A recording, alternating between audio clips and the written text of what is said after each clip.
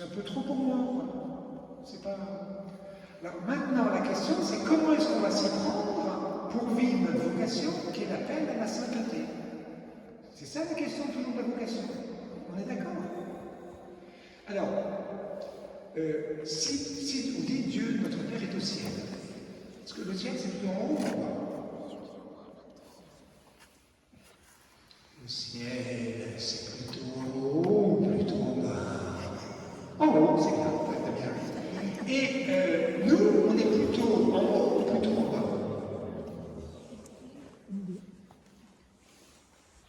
Nous, sur la terre, on est plutôt très haut ou on est plutôt en bas? On est en bas. Ah oui, pas besoin de ça. Alors, comment est-ce qu'on va faire, nous, pour arriver en haut, c'est-à-dire rejoindre Dieu? Oui? On prend un pistolet et notre âme, voilà, Non, c'est pas très bon comme réponse. Alors, toi, par exemple, tu pourrais te dire, on pourrait essayer de sauter pour arriver assez haut et rejoindre le très haut du ciel. Essaye de sauter, essaye. Mais non, tu retombes. Alors, il y a peut-être une autre idée. Tu te prends les cheveux et tu te tires les cheveux pour essayer de monter au ciel. Ça fonctionnera pas. Écoute, je vais t'expliquer pourquoi théologiquement. Alors, il y a beaucoup de philosophies, beaucoup de religions qui se disent qu'on est fait pour le divin, on est fait pour quelque chose de merveilleux, on est fait pour... Et on va essayer d'y arriver par nous-mêmes, par des techniques, par le yoga, par la respiration, par de la cesse, et on va essayer nous-mêmes de monter pour escalader le ciel et arriver en... Impossible. Impossible. Tu as dit impossible. On ne peut pas par nous-mêmes y arriver. Parce que Dieu est immensément grand et haut. Donc c'est l'oubli. Alors on arrive à un constat qui est complètement déprimant. Dieu nous dit, je vous appelle à devenir saints, à participer à ma nature, à venir avec moi dans la gloire au ciel, et en même temps nous on dit, je voudrais bien, mais je ne peux pas.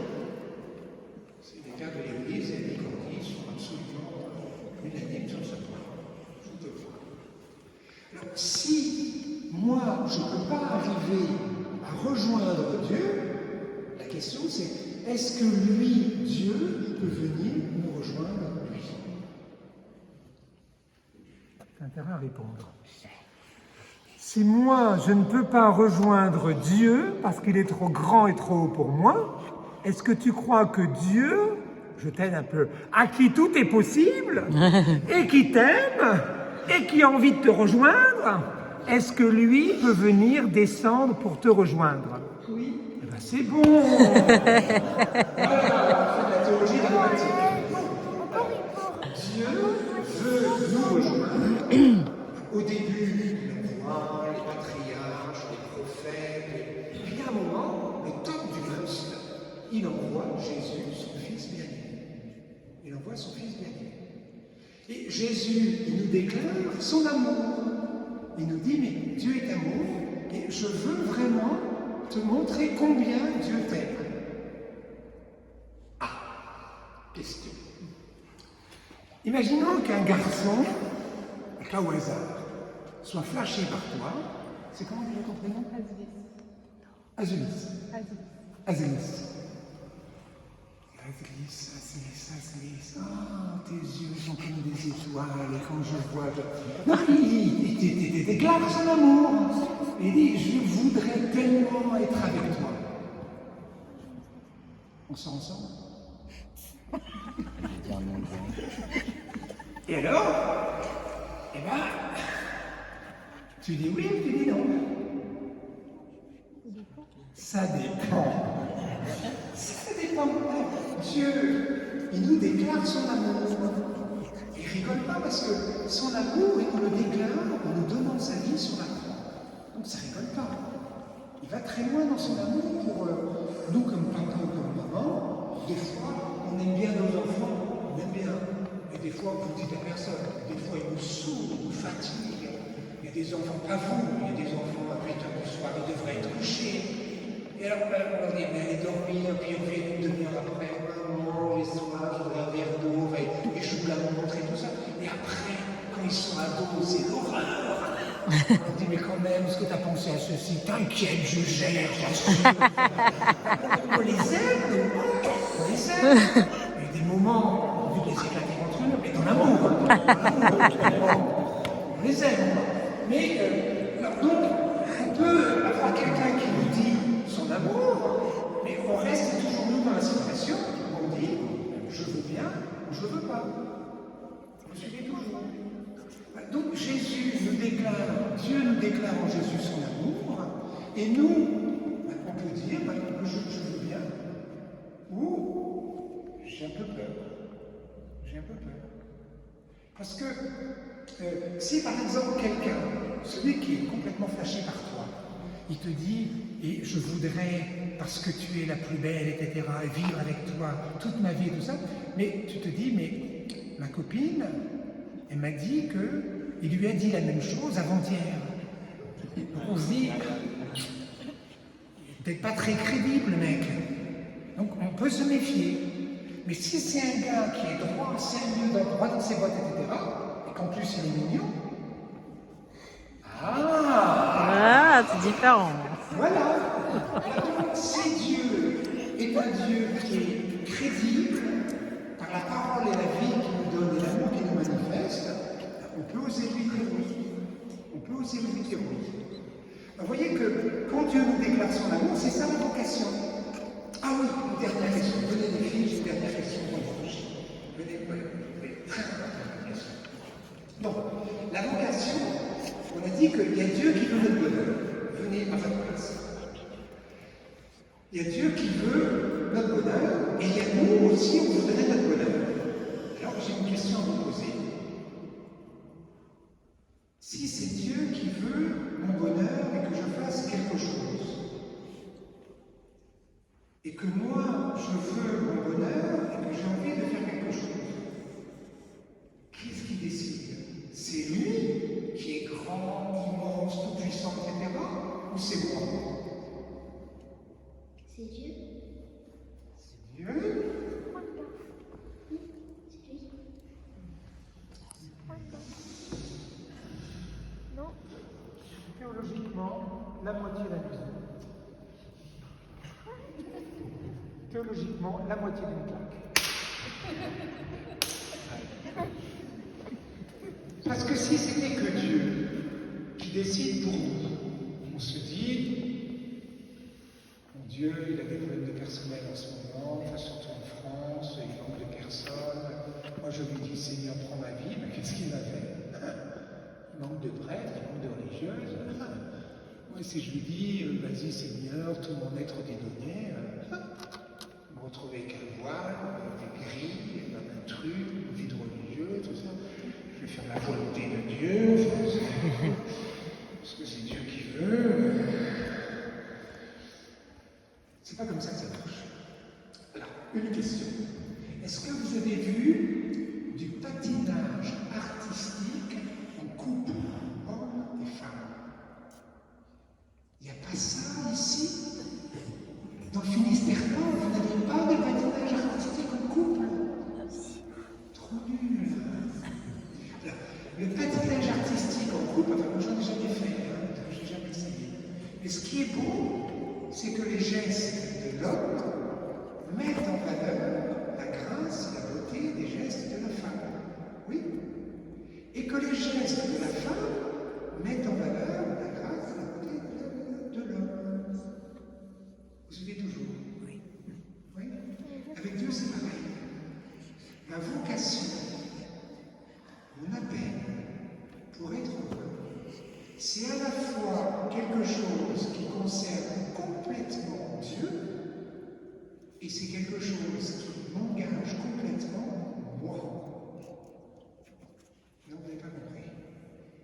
Alors, moi, je suis marié. Qui a décidé ma vocation du mariage? Est-ce que c'est Dieu ou est-ce que c'est moi?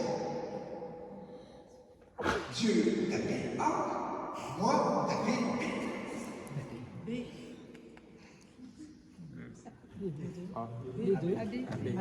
A et B. Si je dis, moi, ma femme, bon, ben, c'est ma vocation de me marier avec toi, je te pas vraiment, parce que tu n'es pas conjoint. Et c'est la vocation, c'est Dieu qui veut. Et donc, je vais m'engager dans la voie du mariage, comme ça, ensemble. Qu'est-ce qu'on fait avec un garçon comme ça? Ah, dans l'amour, dans la miséricorde. C'est pas comme ça qu'on choisit sa vocation. C'est complètement Dieu qui lui donne, et c'est complètement l'homme qui choisit. La vocation, que ce soit un prêtre, un religieux, quelque vocation de quelqu'un dans le mariage ou ailleurs, c'est complètement Dieu, et c'est complètement moi, c'est nous deux ensemble. Ça va? Si vous avez compris ça, c'est super important. Parce que si on se dit simplement, c'est Dieu qui décide, mais peut-être qu'il ne va pas vouloir quelque chose que moi, ça me rendrait heureux, je me dis, moi, je suis foutu. Je suis foutu. Je suis foutu. Bon, ben, on va y aller. Ça ne peut pas être drôle. Et dans ces cas-là, si ce n'est pas drôle, c'est que Dieu ne veut pas vraiment de bonheur. Vous avez compris? Donc, voilà, c'est super. Là, on va résumer. Ma vocation, comment me donner? Dans la Bible, Dieu dit au peuple d'Israël, je te donne une terre promise. Le peuple d'Israël, il galère, il est esclave en Égypte, enfin c'est pas drôle quoi.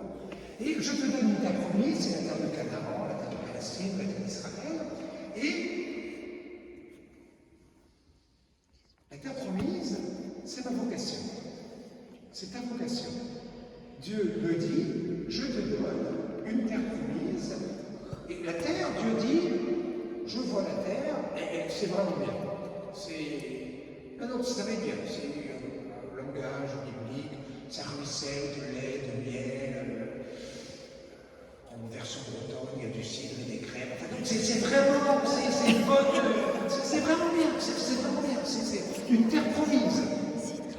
Pour que je réalise ma vocation, qu'est-ce qu'il faut? D'abord, il faut que j'y croie. Il me dit, je veux ton bonheur, je veux te donner une vocation qui est belle. Si je dis, c'est comme un politique qui fait des promesses, mais je tiens jamais, tout ça, non, ça sert à rien. Donc Dieu me donne une promesse. Moi, la première chose, c'est de croire dans la promesse de bonheur pour moi. Ça, c'est essentiel. Vous suivez toujours? Deuxièmement, une fois que j'y crois à cette promesse de bonheur, il y a un moment, le peuple d'Israël arrive devant la terre promise. C'est l'histoire du livre de Josué. Alors, Josué, il ne dit pas aux Israélites, bon, écoutez, maintenant, on est arrivé devant la terre promise, Dieu nous a promis, on installe la tente, on fait les jacuzzis, tranquille, sud de la France, Toulouse, on met les hamacs et on attend que les gens viennent nous donner les clés du royaume, de la terre promise. Dieu dit, je te donne ici cette promesse, mais il va falloir que tu conquières ce pays que je te donne. En gros, il va falloir que tu te bouges pour conquérir cette terre que je te donne. Vous comprenez? Ça veut dire que pour être, quelle que soit ma vocation, eh bien à la fois, si je dis simplement, oh Dieu, il a préparé quelqu'un pour moi, il m'a préparé une jolie, ben je vais attendre et que le Seigneur vienne avec ses anges dans un paquet cadeau envoyer la belle qui est mon plat du printemps de jour. Parce que à la fois le désir que tu as de fonder un couple et une famille, c'est beau, mais il va falloir aussi que toi, tu puisses conquérir, c'est-à-dire librement poser des gestes pour pouvoir aller vers l'autre. Ça va? Elle est pieuse, elle aime bien le chapelet, elle prie, etc. Bon, ça fait 3 fois qu'elle fait tomber son chapelet, donc je commence à comprendre qu'il y a peut-être quelque chose. on commence par un mystère joyeux, et puis après on pourrait continuer un peu plus loin. Bon, donc ça veut dire qu'il faut que moi je pose des gestes. Si j'ai une vocation monastique, il va falloir que je tape à la porte d'un monastère pour pouvoir vivre, faire l'essai. Ça va toujours. Donc ma vocation, c'est quelque chose que je reçois pour des cadeaux, et en même temps c'est quelque chose que je choisis, que je construis, je dois m'agarrer pour ça. Ça va? Et c'est jamais l'un sans l'autre. C'est jamais l'un sans l'autre. Et il faut les deux. Alors maintenant, règle de discernement, saint Thomas d'Aquin et saint Ignace de Loyola, le mode d'emploi. Ce qui va nous aider, le Seigneur, puisqu'on parle du baptême, comment le Seigneur va nous aider à réaliser notre vocation? Un des lieux privilégiés, c'est que le Seigneur fait un branchement d'amour, par lequel sa vie, son amour nous est donné pour qu'on puisse devenir ce qu'on doit être. C'est ça la vocation. Et ce branchement particulier, la première prise, il y a la parole de Dieu, et il y a la prise des sacrements, et il y a la prise du baptême, et tous les sacrements de l'Église. Donc c'est comme une transfusion. T'es un peu palo, t'es crevé, t'es pas bien, et à ce moment-là, le Seigneur se dit, oh là là, la pauvre cocotte, là, et vraiment, elle tient pas debout, là. Alors, il fait une transfusion, il prend de lui, il met là, ou là, et ça va, sa vie divine, d'amour, de paix, de joie, passe de lui à vous. Et c'est ça, vive le baptême. Vive le baptême. Vous comprenez ce que c'est les sacrements? Le charisme, même si j'y pense pas, quand je reçois une transfusion sanguine, peut-être que je ne suis pas en train d'y penser, je reçois du sang, etc. J'y pense pas, mais ça fait rien, on ne te demande pas d'y penser ou pas d'y penser. Ça vient en toi et ça t'apporte quelque chose qui renouvelle ton cœur, ton corps. Mais les sacrements de l'Église, même si j'ai un petit peu des oublis, je pense à autre chose, etc., c'est pas grave. Je suis là pour le bon Dieu, je pourrais faire autre chose. Et lui, par les sacrements de l'Église, le premier des premiers sacrements, c'est le baptême, c'est la porte d'entrée. Il va brancher sa vie divine, son amour, sa force, sa joie, et il me la communique. Too much. Trop bien. En langage biblique, alléluia. Ça va? Et donc, le mariage, on va faire le mariage. Voilà, j'ai besoin de quelqu'un pour le mariage, mais ici. Un bonnet, voilà, un bonnet, j'ai besoin de bonnet aussi. Si. Courage. Alors, il y a deux cas de figure. C'est pas un geste prophétique, non, vous n'êtes pas obligé de le voir. Vous aidez l'un l'autre, c'est un cas. On ne fait pas la tranche. Sois gentil. Imaginons que vous aimez l'un l'autre. Vous avez des sentiments un peu. Maintenant, quelle différence il y a entre un mariage humain et un mariage chrétien sacramentel? Oui. L'amour de Dieu. L'amour de Dieu. Oui. Dans le mariage humain, on est combien? Non. 2. 1, 2. Et dans le mariage chrétien, il va y avoir donc 1, 2. Et qui en plus tu disais tout à l'heure? Dieu. 3. Les chrétiens catholiques, on est vraiment au top de la modernité, puisqu'on est pour le mariage à 3. Non, on ne peut pas être plus moderne, tu vois. C'est parce qu'il y a au milieu de nous le Seigneur qui est amour, qui va aimer l'homme et la femme, chacun, et qui va passer par le cœur de l'homme pour aimer la femme, qui va passer par le cœur de la femme pour aimer l'homme. Et voilà la différence. Ça veut dire que si on n'est que deux, c'est pas mal. Le Seigneur dit, c'est pas mal, c'est bien. Mais c'est un peu comme les carnets scolaires quand j'étais petit, quoi. C'est bien, mais peut mieux faire. Parce que quand il y a des tuiles, quand il y a des ennuis, quand il y a des difficultés, quand il y a des échecs, quand il y a des désillusions, quand il y a des... Si on n'est que deux, ben ça vaut ce que valent nos deux vies, nos deux cœurs. Bien, mais limité. Si l'amour de Dieu vous ai donné, alors là, c'est un plus. Vous comprenez? Hein? Ben voilà, merci. Vous êtes super. Donc ça veut dire que, ça y est, vous comprenez toujours la vocation? On est dans l'essentiel de la foi chrétienne. Et dans la vocation, le Seigneur va venir, ça s'appelle dans la Bible l'Alliance. Et le Dieu de l'Alliance se fait. Parce que des fois, il y en a qui ont l'impression que Dieu peut être comme un obstacle pour réaliser leur bonheur humain. Donc c'est tout faux. C'est tout faux. C'est complètement faux. C'est bien. Et ce qui est vrai, c'est que Dieu, au contraire, est notre ami et notre allié pour qu'on réalise le bonheur pour lequel on est fait. Voilà ce que Dieu veut. Donc c'est notre allié, c'est notre ami.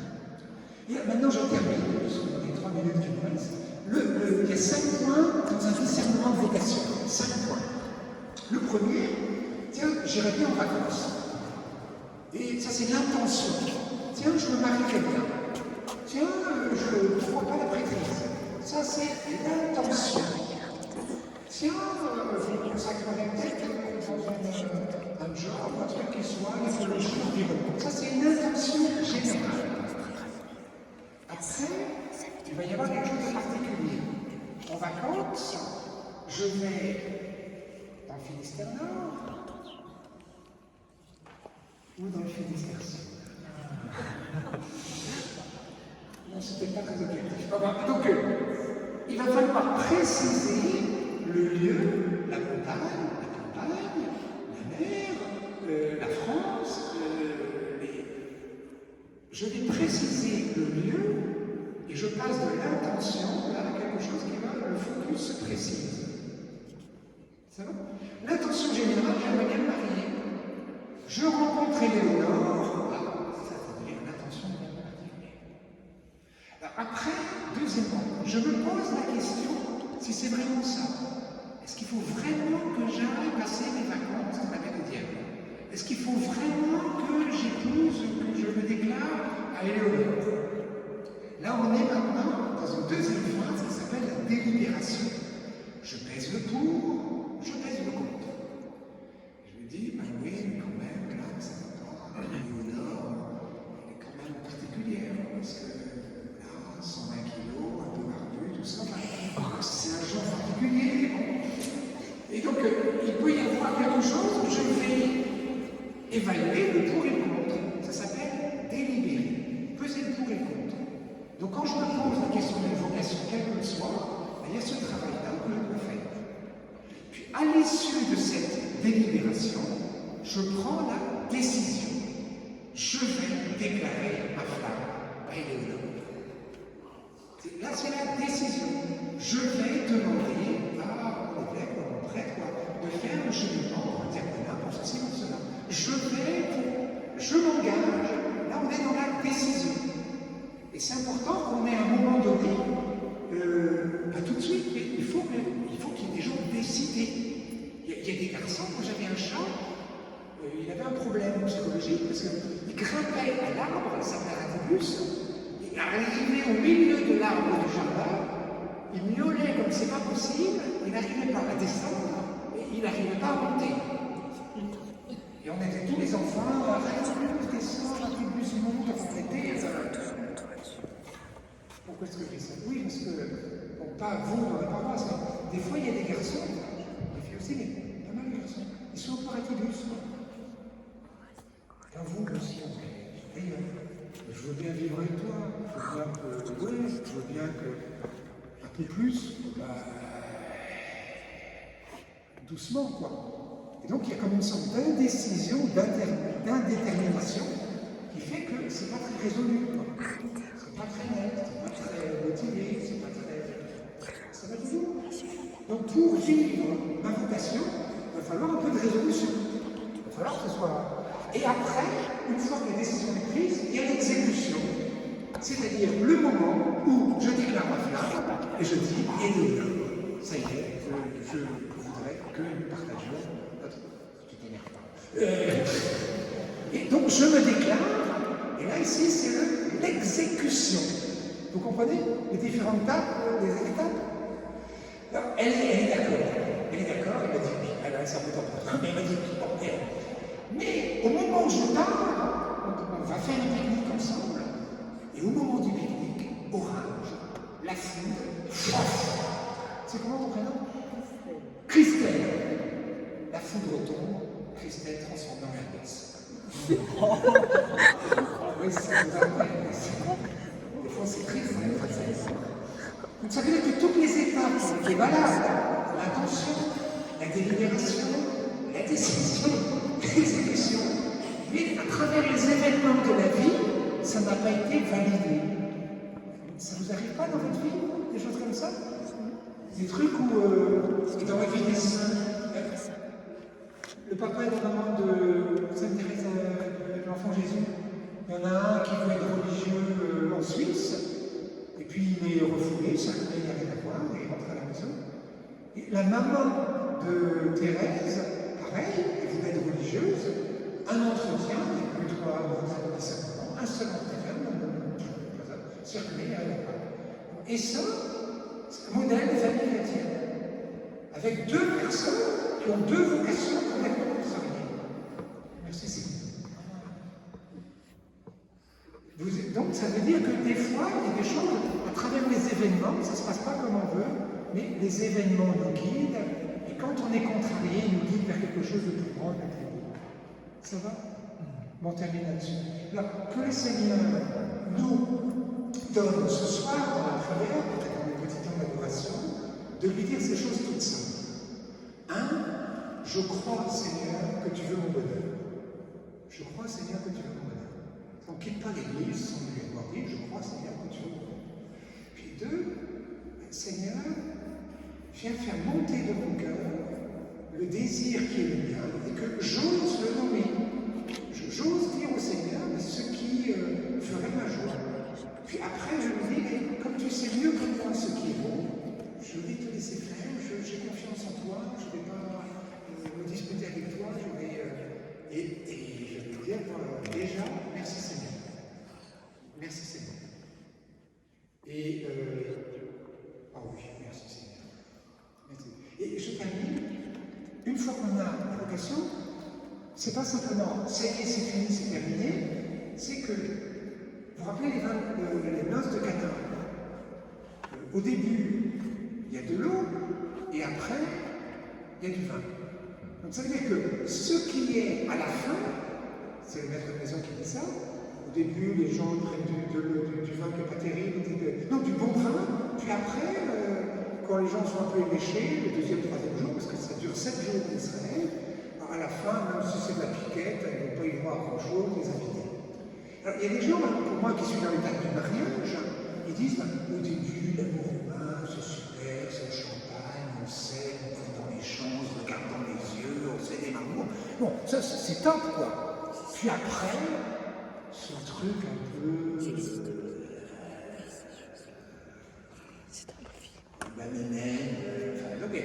Au début, je suis prêt à faire 500 km pour passer le week-end avec un allumé. Et dans certains couples, au bout de 10 ans, j'ai du mal à 5 mètres pour aller déposer la poubelle. Enfin, donc, souvent, le schéma, c'est de nous dire, au début, c'est super humainement, puis à la fin, ça se dégrade et c'est pas terrible, quoi. Vous n'avez pas déjà entendu ça par rapport à l'amour? Ah oui? Et le Seigneur nous dit, tout faux. Tout faux. Trop dur, tout faux. Avec moi, le meilleur est à venir. Avec moi, le meilleur est à venir. C'est-à-dire que, moi je peux en dire j'espère que la femme va pas l'entendre, mais je suis marié depuis 44 ans, c'est plus top. Pour le dire en termes religieux, je suis heureux et comblé de vivre avec mon épouse que le Seigneur m'a donné. Pour le dire en langage normal, je kiffe trop ma meuf. Mais en Jésus. Ça veut dire que plus on vit sa vocation,